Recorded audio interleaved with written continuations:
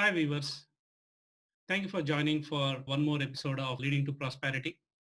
Today we have our guest, Mr. Jay Best, who is, I think he has so many portfolios and it is better to hear from him. I would like to welcome Jay and would like to introduce himself for this podcast.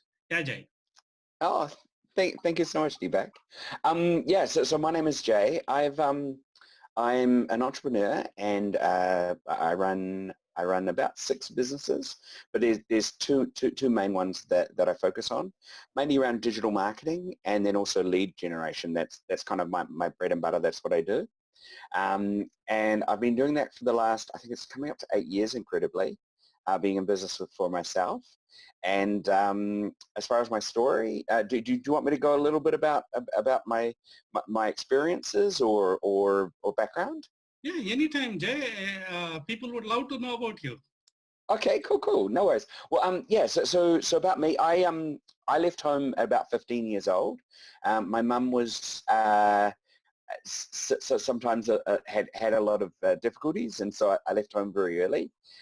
So it caused me to kind of have to grow up quite a lot, quite young, and I would work nights and put myself through school so that I could get an education. And I worked in retail, and I worked in selling. I sold FPOS terminals door to door. So really kind of old school skills, but that particularly with selling, it's once you have it in you, it's a really good skill because you can persuade or you can show and share your products in the best possible way, and it's just so I've been selling most of my life and then managing from a very young age in retail.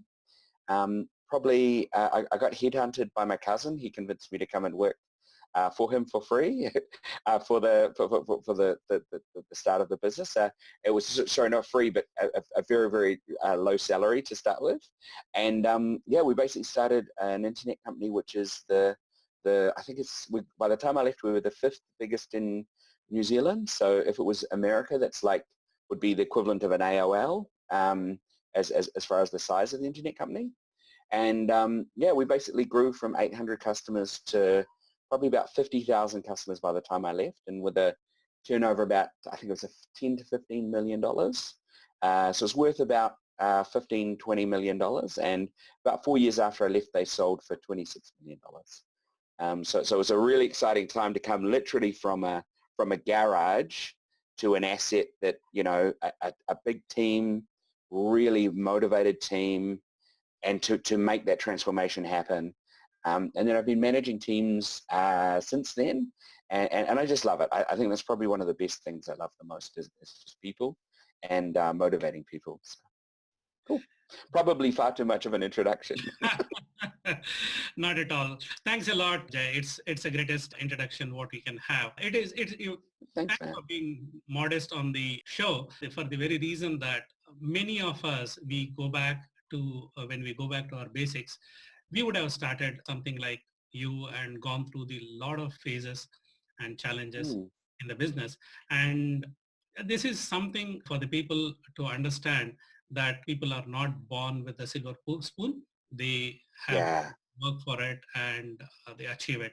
It's a great story. Thanks for sharing in our podcast. Now, with so many things which you have in your plate, what are the challenges you have in your day-to-day work? And I know there are n number of challenges, but then Mm. if you want to pick it up, say a couple of them and talk to the common challenges which people will go through and get demotivated, that would help our viewers to put it in a perspective and say, yes, this is where it is. Yeah, absolutely. I think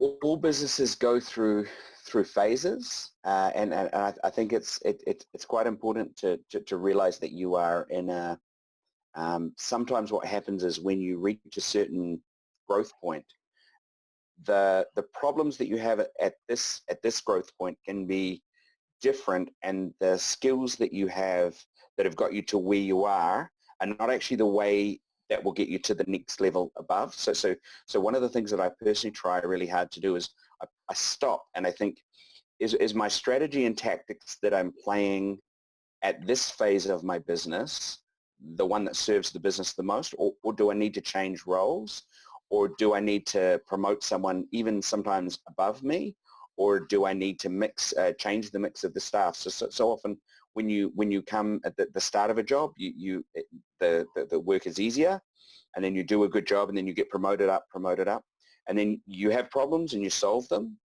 and then there's this point where your strategy needs to change, and that means also you need to change at the same time. So different phases of businesses have different problem sets.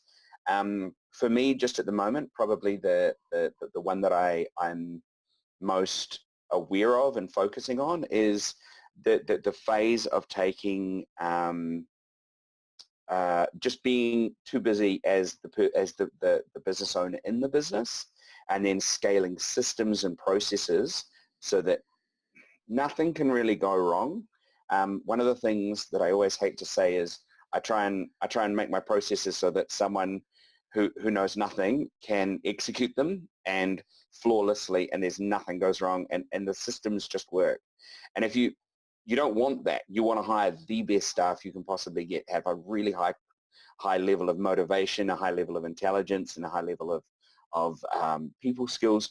But if the systems themselves can work with someone who doesn't care or is demotivated, then you will succeed, because it's not, you're basically, you can't fail, because the systems and processes and the way that you think about how the work flows through your business, and you've thought of all of the possible problems that could go wrong, and you've solved every single one of them in advance.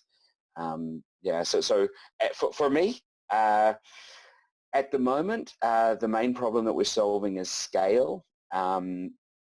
Basically, changing the core processes and breaking more and more teams apart, so that rather than having one person who can do all roles, which I'm actually a really big fan of in general, because the staff get to see a lot of the whole company.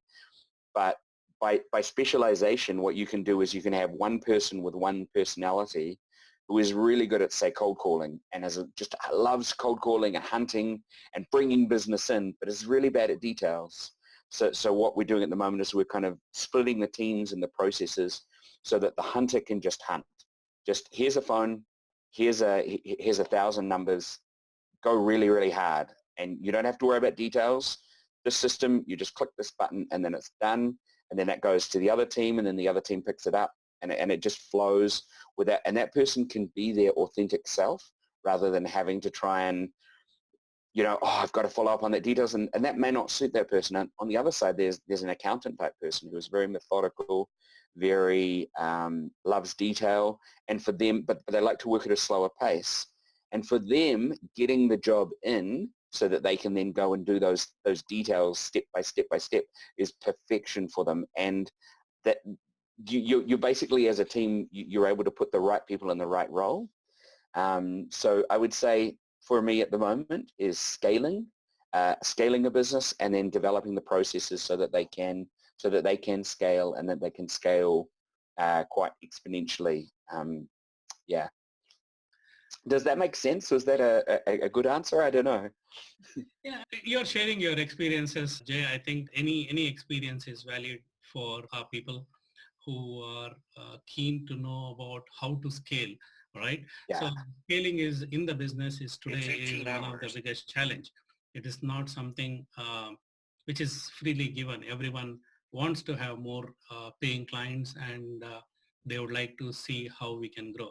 So it's a very important and very valid challenge, and also the way you work with your team and trying to get everything streamlined, process oriented.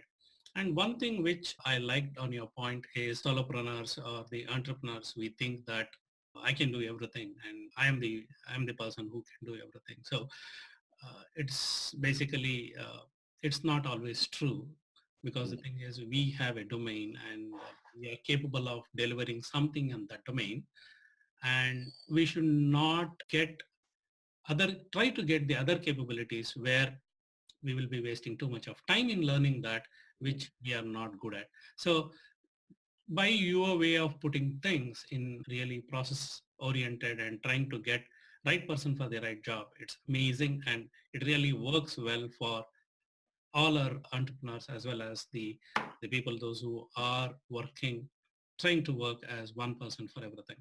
Yep. And it's such a weight off your mind. As an entrepreneur, there is no boss above us who is detached from us, looking at us going, hey, you're really overworked right now. And some of the times over the last years, I've looked at the way that I have managed myself as there's Jay the manager and then Jay the employee. And Jay the employee has sometimes been working too hard, not burning out, but getting close to it. And I would never do that to any of my staff because I know their performance would drop. And then I had this realization. I'm like, why on earth would I think that my own performance wouldn't drop if I'm doing, 80-hour weeks? And, so sort of actually remembering to step back as a manager and manage yourself as well, I think is really, really important. And also, um, one of the funny things when you mention a solopreneur is it's just you. So you have your blind spots. You don't know what you're bad at. And it can be deeply humbling because, you think you're good at something and you're working so hard and then it doesn't come off exactly how you want it and you're just so disappointed. You might lose a big sale or you might, the processes might work and then you look back on it and you're just like, I didn't realize that I'm weak in this thing and that I need to focus and grow on that skill set and make myself better in that particular thing. Or also as well, that when you get the time that when you get enough cash flow so you can get the people in, problems just go away. Yeah. Yeah, that's precisely what we are all struggling with, and let us see how we could get better there.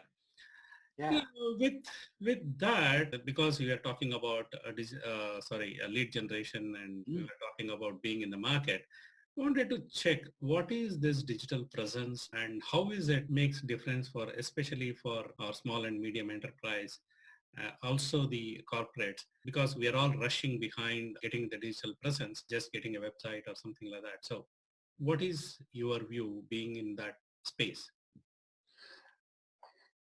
It's digital is everything.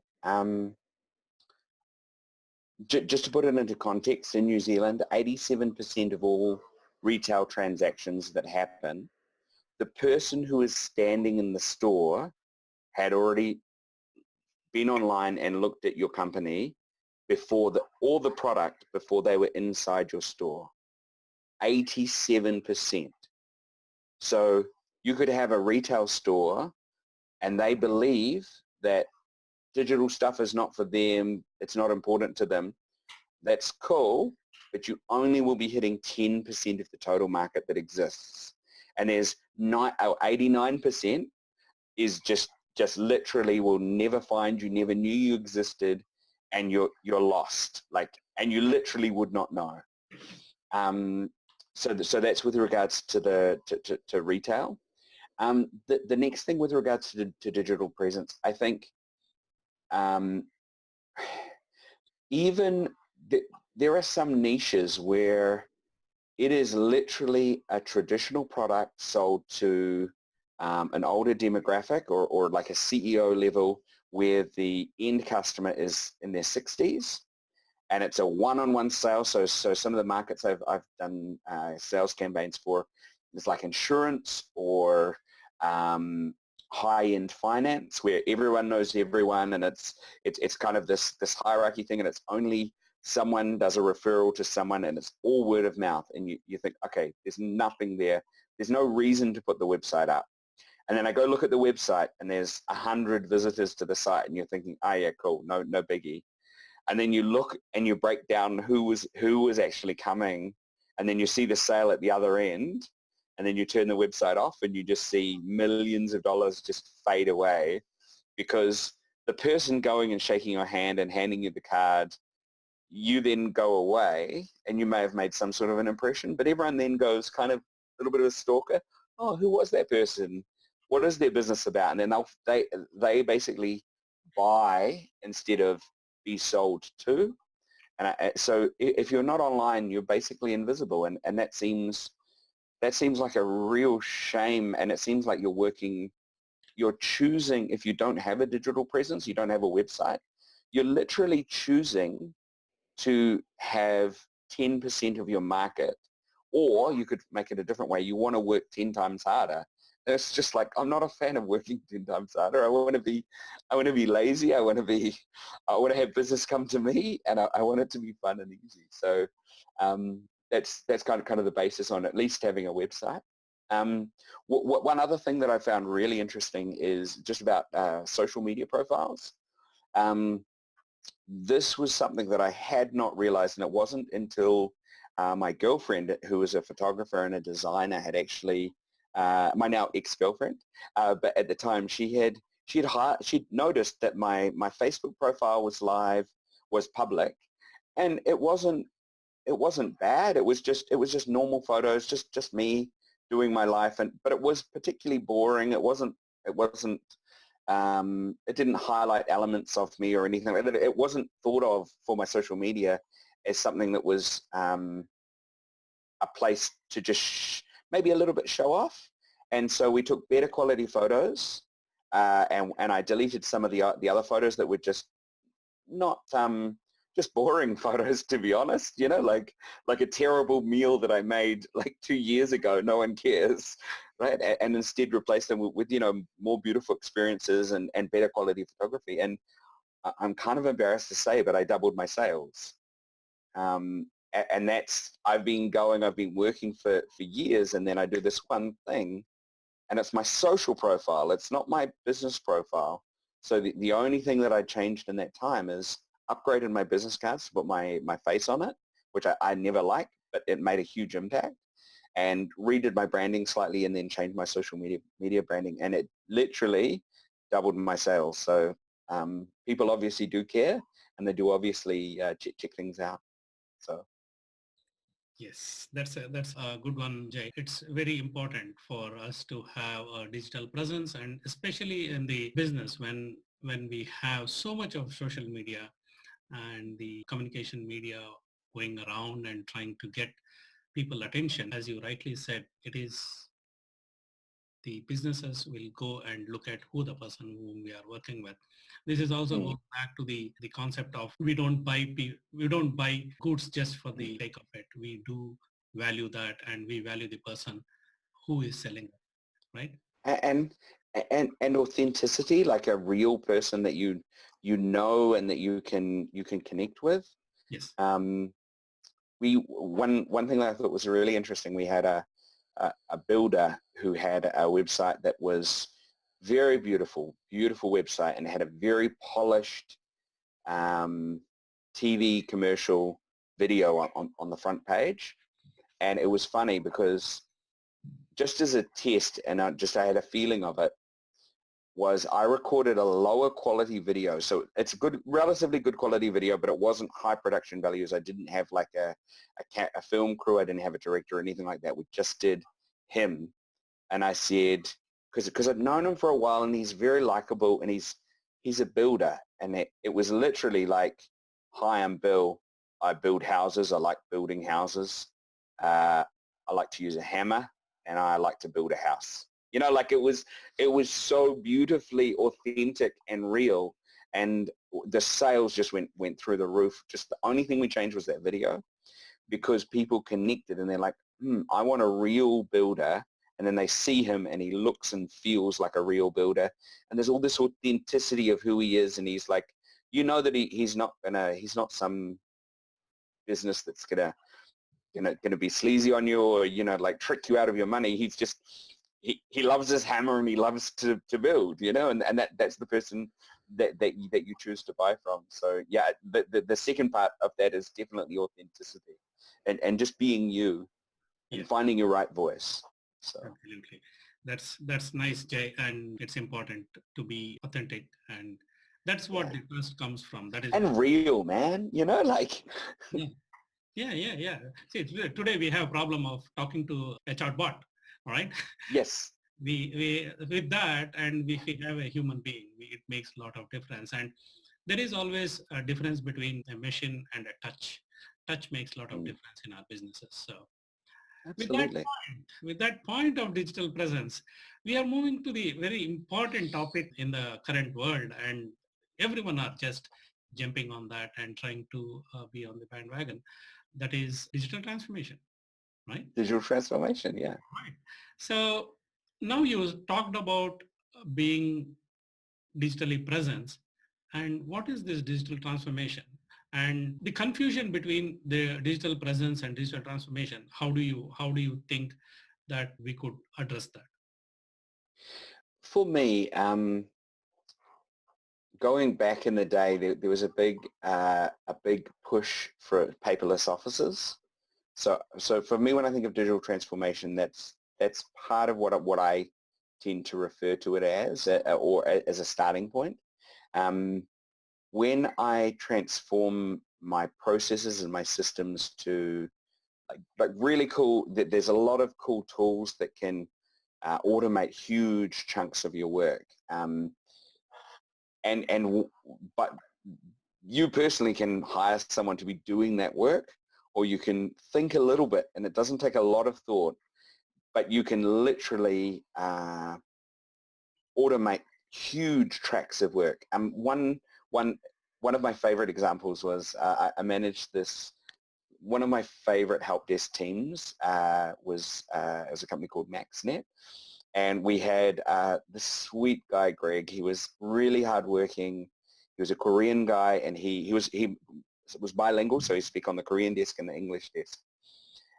But he was very shy and very like he always wanted. He was very earnest and worked very hard and wanted to make me happy. And I was I'm so fond of him. Like he was one of my favorite staff. I had lots of favorite staff in that company, but he was also one of my favorite staff. But this day, so we started the day, and my goal by the end of the day was to there was a team of 10, and I wanted 2 people's worth of workloads to no longer exist by the end of the day. So I wasn't going to sleep until we had that. And whenever I do an efficiency project or an automation project or a digital transformation project where we're transforming the processes and the workload into a digital, like an automation system, I always make sure I clear with the managers ahead that we won't be laying staff off. We're creating some breathing room so that we can train and that we can do improvement projects. So I can get 20% more staff, and now they're working full time on a new process that's going to have another two to 3 staff, and then we're going to take over another department's worth of workload. We're going to get into sales. We just keep consuming more and more work and becoming less and less work to do, but then growing the team, but the team stays static. We put a little lid on it. I hate doing efficiency where you do the efficiency to get rid of the team. In some environments where the business is losing money, it's what you have to do. But I love it when there's enough money, but we're just tightening things up really tight, really quick. So this particular project, we set up a whole lot of filters. It kind of took us probably about 25 minutes just to think about all the emails that came through, catalog them, and work out common threads and common problems. And then what we would do, one of the biggest things we found was that people would email the help desk, but it was for an accounts query. And at the time, the email address for accounts at the company name would come through to my team. And so that was like 15% of my workload, or 10% of my incoming emails was emails coming in and then being sent on to the other department. And you've got to open the email, start reading it, work out that it's an accounts related email, make sure it's an accounts related email, and then send it on.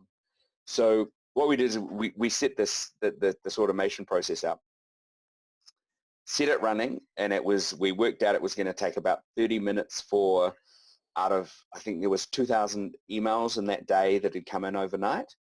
And we set the machine going, and I made Greg, the sweet Korean guy, I said, look, it's very important to me. I need you to put your feet on the desk, put your hands on your head. And I went around to all the other staff and I said, you guys should all be ashamed of yourself.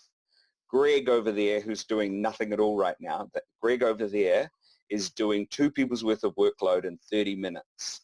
So I need you to all go over and thank him for doing your work today. And Greg was just overjoyed because it's like this. It's a ridiculous thing to do, but to kind of celebrate the fact that we had transformed all of that work, like out of a team of 20, 10%. So 2 staff's worth of work was being done in 30 minutes by a computer and would be done from that time onwards. So it was the coolest thing. So my what would be the word? My interpretation of how I apply digital transformation is a little bit different because I'm looking at it from the process. But it is interesting because I have seen it used in a number of different ways in a number of different environments. But that was kind of I thought a cool example.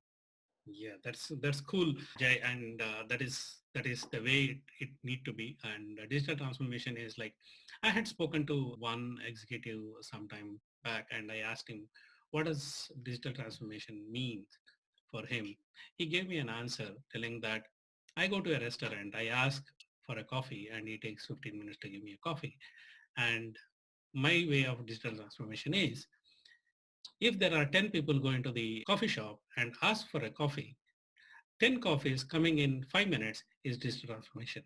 So Yes, really how better the service can be made using the systems is what absolutely. he gave me. So yeah, it's really cool. And that is what the digital transformation is, not the digital presence. So we should be having a clear demarcation between digital transformation and digital presence. Oh, we are going good. How are you going? Having fun. I'm loving it. I'm like it's so good. Sometimes in business you work so hard, so many hours. Like I've pulled a couple of 18-hour days this week, and it's really nice to just stop and talk about the way you think and the tools and the things that you've discovered, because it's just nice to share. And it's very it's fun. Yeah, So. that's nice. So now you were talking about the automation, especially on the automation. I was Mm, thinking about we need to talk about something related to automation and robotics, which has picked up in the market, and yep. a lot of our big brothers are doing big way on that, and we are not behind. We are doing quite a bit of automation, and we are doing robotics at various corporate organizations. So how do you think we can get it to our fellow entrepreneurs or the small and medium enterprises where it would be helpful for them?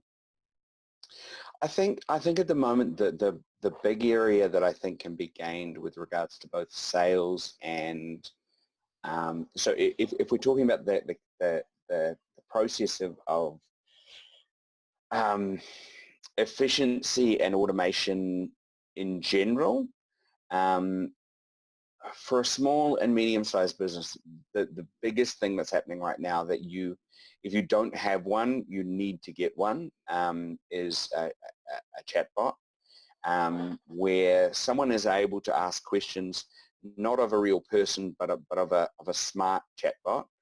Um, the way that they are built is very, very, very different, and the back-end intelligence can be like hundreds and hundreds of thousands of dollars to develop, and answer every possible question, and can handle the most intricate and confusing and complicated ways of wording something.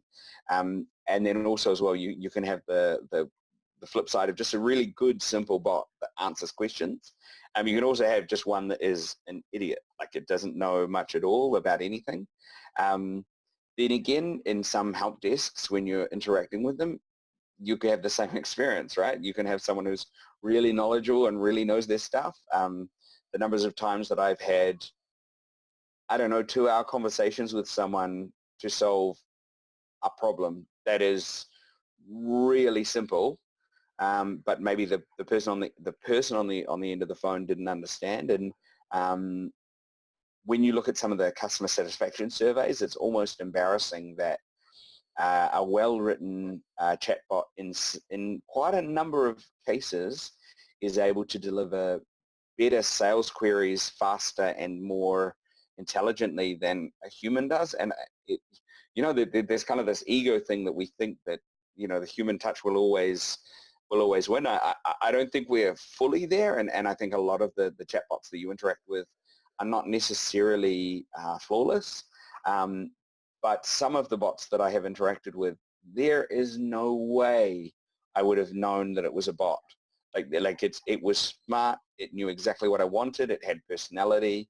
You can code it to no worries as opposed to thank you, sir, or it doesn't have to be formal. And I think that you kind of bring the authentic voice coming forward as well. So if the original question is what can you do for efficiency and how can you use robotics in a small business, starting with someone who can answer, or a bot that can answer your questions 24/7, that can help with the sales process 24/7. If someone wants to buy a product, they want to know more about your service, and it's 2 o'clock in the morning, I'm almost asleep by 2 o'clock in the morning. Not always. I am an entrepreneur, so so I don't always get to sleep. But yeah, so that biggest takeaway is by far is chatbots. And I think with regards to process and systems, I think manufacturing, there's a heck of a lot of automation. I think some of the stuff that's coming there is quite amazing. I think for me, the biggest thing is just taking it a step down. I think most of it depends what your products are. If you have like digital products like a book or a training program, it doesn't necessarily need something physical. And then also as well, where you have a physical product, you can leverage the robots from other companies like Amazon, where they can take the order and do the fulfillment, which is quite smart. But biggest thing is chatbots, to be honest. Yes. Yeah. It is always good to have automation to our businesses, and it take off a lot of our time and also give a repeatable and consistency for the customers, which is Yeah. business. Mm. Cool. With that, we are trying to get something little more into the services what we are talking about and what I have seen you doing. You are running one of the biggest networking group in Auckland. Yeah. And I wanted to understand, what is your purpose? Why do you do something like that with having 6 companies in your pocket? And what is your purpose? Yeah, it's an awesome question. It's an awesome question, not as to ask yourself in general, what is your purpose? As far as your whole soul, what is your purpose? But with regards to the networking group, yeah, the group I run is called nzbusinessnetwork.com. Sorry for the plug, but yeah, but basically what we do is I think we're up to about 3,000 members, and it's kind of funny. I love the fact that with a lot of the things I'll do, I'm a massive fan of game theory. Have you studied game theory much at all? No, not really. Oh, cool. Okay, so it's at its most simple, what you do is you look, let's say there's let's say everyone is competing for 3 options, right? And one person wants to go for this person. Like everyone wants this particular option. Yeah. People want this option 2 a little bit less, and then nobody's even looking at option 3. So with game theory, what you do is you think of these options and you take the one that has the least competition, and you look at ways to pick a niche or a category or a business process so that you are doing things the opposite of what everyone else did. So with regards to NZ Business Network, it's quite interesting because it was very strategic and very tactical about the way that I thought about the whole thing of networking. So first of all, there was a networking group that I started, and we would meet regularly. And I thought about what it is. I took a SWOT analysis, strengths, weaknesses, opportunity, threat, of every other networking business in New Zealand, and I classified some of the other ones that were overseas as well. And I looked at what is their basic rules, like how do they work, I pulled it all apart, attended a bunch of them, and I'm looking for the things that I like. And what I'll do is I'll take a really good idea, and then I'll take another really good idea, and I'll try and put them together, and then I'll kill off another idea, and then just make it, and then add on the ideas. So just make it a hodgepodge of all these different ideas. Now, with regards to game theory, so the format of the group, the first thing I did, every other networking group does breakfasts, all of them, they do breakfasts. So the first rule is I think there's only one other networking group that does nights. I'm like, cool. The next one is almost all of them have 5 to 10 in one pod, and you meet once a week or once a fortnight and share leads mechanically. And you can only have one accountant, one recruitment officer, one web designer, one digital marketing specialist. So it's very mechanical, and you put those you put those people, and the same people meet every single month. Every single week. So what I did is it's open. Whoever wants to turn up can turn up, and it's randomized. And what I found is that we still get one accountant, one marketing person, one recruiter, but it means that there's different people every single month. And also as well, the other thing is everyone was asking me, oh, am I going to start charging money for it? And I was like, okay, cool. I ran all the numbers.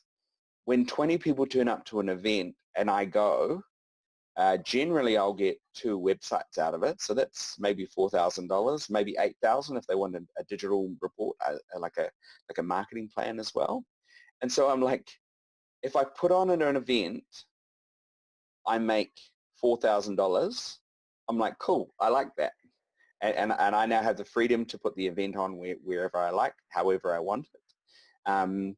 And I also, with regards to face-to-face business networking, it's a very weird thing. It's a surprisingly powerful marketing method, because if you look at take cold calling, if I pick up the phone and I make a whole hour of calling, then I might get, yeah, cool, yes, I'll be happy to catch up for a coffee, and then I make a meeting and I meet them later that day. So it's 2 hours, or maybe an hour of calling, half an hour to get there, or 15 minutes to get there, an hour meeting, come back, 15 minutes travel, something like that.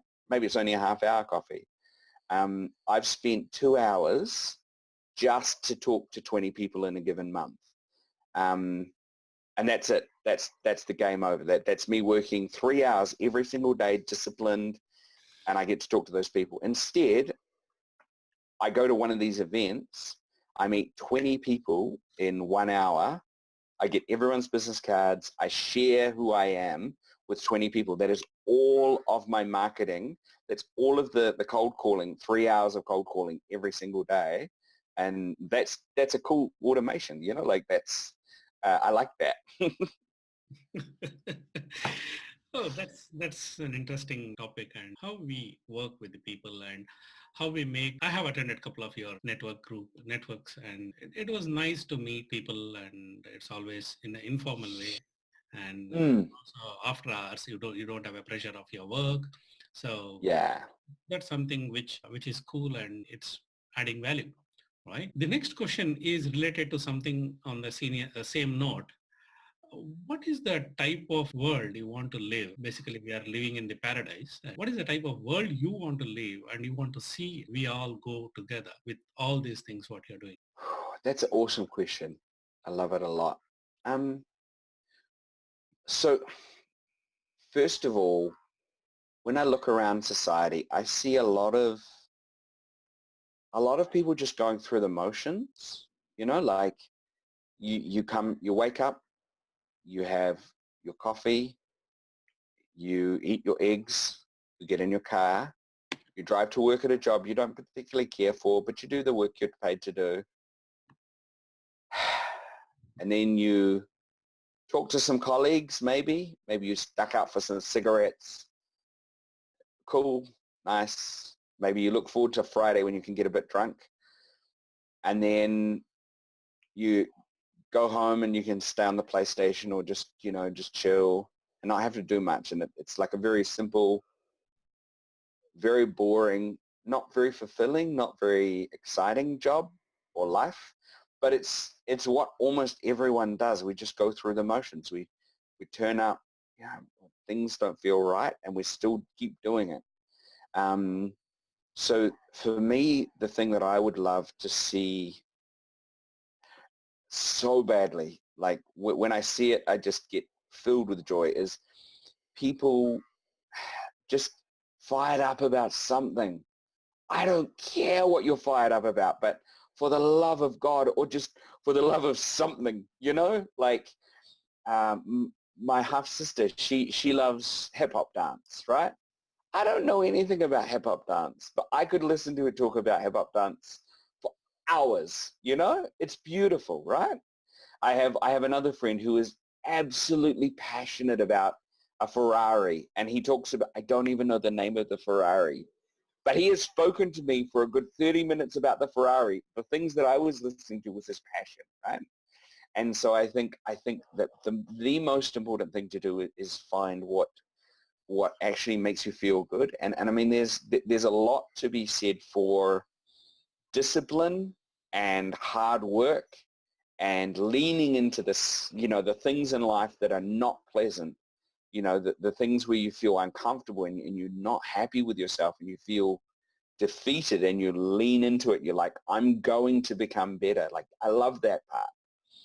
And then you push through and then you become better and then you're stronger or you're harder and you can achieve more. And then you get this passion come through and you're doing what you want to do. And that's, I think it's so important for all of society to be a little more inspired and a little more um, just something, man. I don't mind what it is, but it's got to be something that you just love and are inflamed by. Inflamed is the wrong word, but engulfed by and consumed by. You can't sleep because you just want to see that thing. And then when other people are around you and they're inspired and they're moved to be a better version of themselves, I just think that's cool. I don't want to have a boring life. It would disappoint me. I don't want to be mediocre. The worst thing to think of for me is to die and have only lived just a smidgen of my life. I want to work. I want to work really hard. I want it to be unpleasant, but I want to be in it, you know? Yes. So Yes. that's me. It's being uncomfortable all the time when you're in the business. Uh, Sometimes, yeah. And sometimes like sometimes I make these rules for myself and then I stop and go, hang on, what if it was easy? And then I change all my life rules and then suddenly I'm working on a process where my whole life is easy and it's like, okay, I like this too. But at the moment for me, definitely embracing the hard parts of life is and leaning into it and becoming stronger and grinding is a journey that I'm really loving at the moment. So That's amazing, Jay. It's really thought-provoking and people should think about it, how to make things possible and chase through the passions. And passion is something which will not let you sleep. Basically, you don't sleep for your passion. So that's the key thing which I would like to take away from our discussion. And this is something which is amazing that you made your time for being in this podcast. We are looking at Leading to Prosperity of New Zealand and the New Zealand entrepreneurs and SME businesses where they would get some knowledge and some help and some support from mm, from the discussions what we have, especially people who have gone through this. We don't want our fellow entrepreneurs to go through that. They could learn from them and ask for help. And yeah. a lot of people across there who can help. Is that what, Jay, you think? Absolutely. I think it's important to see the resources that are around you and reach out. I think I absolutely agree. We are coming to the last part of our the podcast. Yeah. It was more fun and interesting the way we looked at the challenges, issues, and how we, as an entrepreneur or a semi business, how we should automate, what are the areas we need to look into, and what is digital presence, what is digital transformation, and what is the purpose we should live for, and also finally what we need from the people around us to do so that that will motivate us. Yeah. Any final comments from you, Jay?